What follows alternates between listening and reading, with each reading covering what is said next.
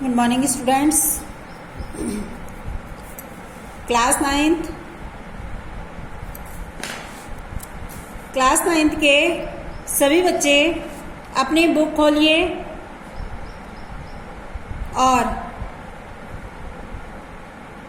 Class ninth के सभी बच्चे अपनी हिंदी की बुक निकालिए तथा इसमें चैप्टर फर्स्ट खोलिए कबीर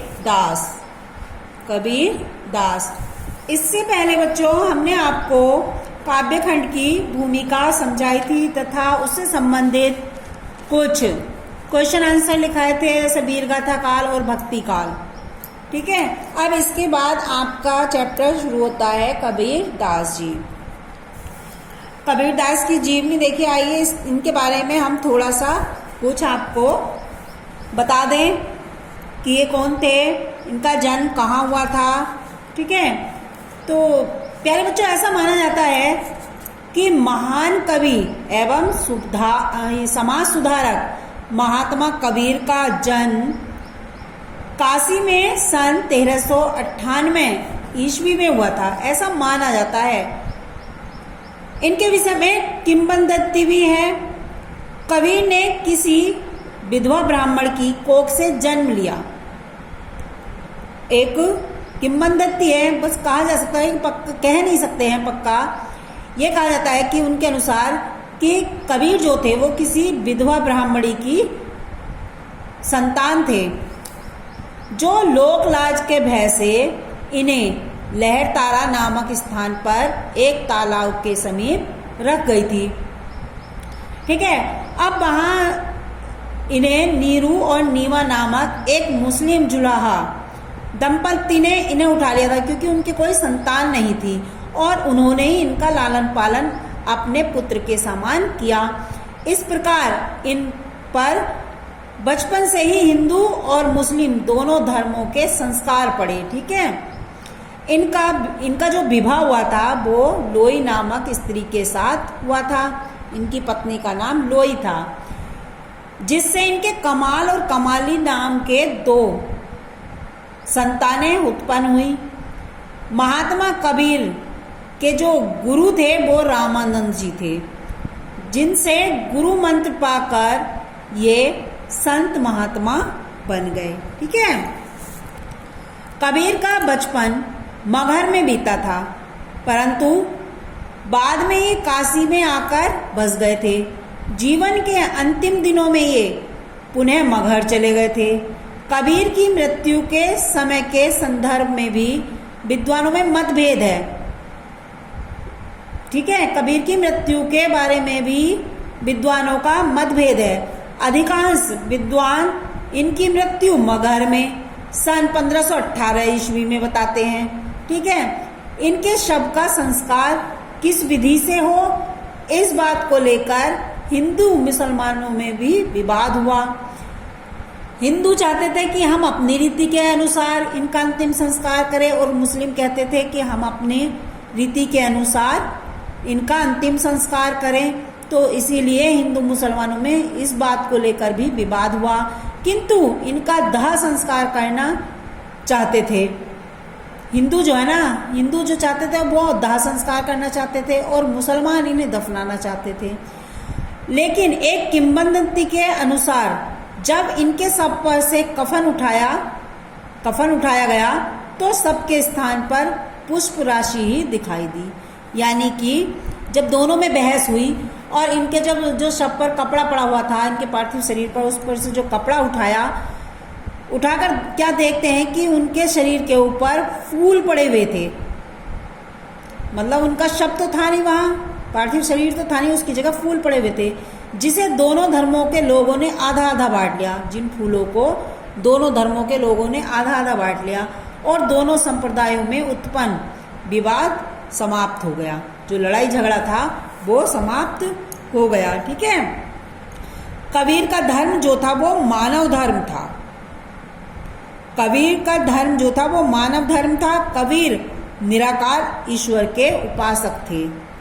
कबीर जो थे वो निराकार ईश्वर के उपासक थे। कबीर पढ़े लिखे भी नहीं थे, कबीर पढ़े लिखे भी नहीं थे, ये अनपढ़ थे।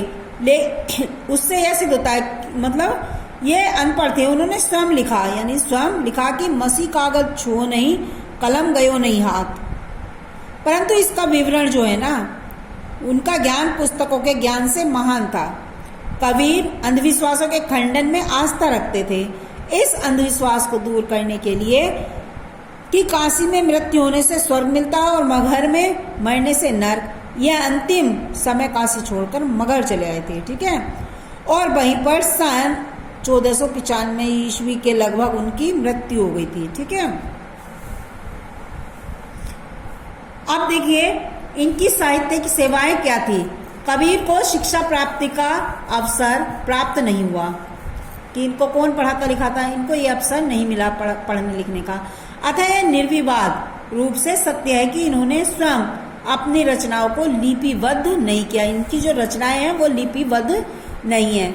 इसके उपरांत भी उनके द्वारा रचित कई ग्रंथों का उल्लेख मिलता है।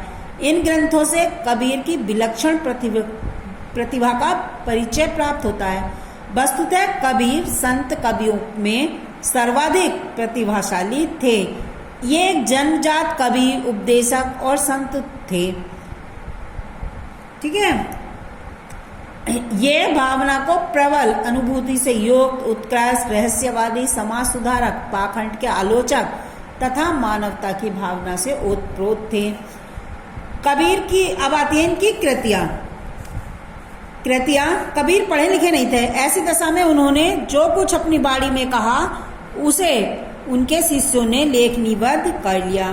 उनके शिष्यों द्वारा लेखनीबद्ध किए गए उनके दोहे और पद संग्रहित अवस्था में उनकी कृतियां या रचनाएं कहलाई। इनकी जो संख्या बताई गई है वो 57 बताई गई है, परंतु कबीर की रचनाओं को 2 भागों में बांटा गया है, वाणी और बीजक। वाणी और बीजक। वाणी का संग्रह जिसके मतलब 3 भाग हैं, साखी, सबद, रमैनी। साखी में क्या बताया है, साखी की शिक्षाओं और सिद्धांतों का प्रस्तुतिकरण साखी में हुआ है। इसमें दोहा छंद का प्रयोग हुआ है साखी में। और सबद में, इसमें गुरु के गय पद संग्रहित हैं। गय पद होने के कारण इसमें संगीतात्मकता है। इन पदों में कबीर की प्रेम साधना व्यक्त हुई है। और रमैनी में, इसमें कबीर के रहस्यवादी और दार्शनिक विचार व्यक्त हुए हैं। यह चौपाई छंद में रचित है। अब कबीर की जो भाषा थी, भाषा के बारे में आइए कुछ जान ले। कबीर की भाषा एक संत की भाषा है। संतों की संगति में रहने के कारण इन्होंने सब कुछ वहीं सीखा था, संतों की संगति में ही। यही कारण था कि इनकी भाषा साहित्यिक नहीं हो सकी। इनकी भाषा में अरबी, फारसी, भोजपुरी, पंजाबी, बुंदेलखड़ी, ब्रज, खड़ी आदि विभिन्न भाषाओं के शब्द मिलते हैं। इसी कारण इनकी भाषा को पंचमेल या खिचड़ी या सधुक्कड़ी भाषा कहा जाता है। ठीक है, फिर भी इसमें कोई संदेह नहीं है कि भाषा पर उनका पूर्ण अधिकार था। भाव प्रकट करने की दृष्टि से कबीर की भाषा पूर्णतः सक्षम है। ठीक है, ये कबीरदास जी की हुई जीवनी। अब देखिए, यदि आपसे पूछा जाए कि कबीरदास हिंदी साहित्य के किस काल के कवि थे। कबीरदास हिंदी साहित्य में किस काल के कवि थे। हिंदी साहित्य में कबीर किस काल के कवि थे, तो ये भक्ति काल के कवि थे। कबीर भक्ति काल के कवि थे। कबीर का जन्म कब और कहाँ हुआ। कबीर का जन्म कब और कहाँ हुआ। कबीर का जन्म ये भी हमने आपको बताया। कबीर का जन्म सन 1398 ईस्वी में हुआ था। कहाँ हुआ था। लहरतारा नामक एक स्थान के समीप मिले थे, लेकिन इनके जन्म स्थान के बारे में सही नहीं कहा जा सकता कि इनका जन्म कहाँ हुआ था।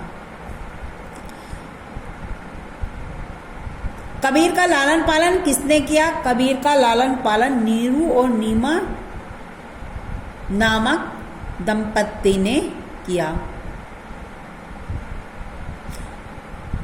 कबीर की पत्नी, पुत्र एवं पुत्री का नाम बताइए। तो कबीर की जो पत्नी थी वो लोई थी और पुत्र कमाल और पुत्री कमाली।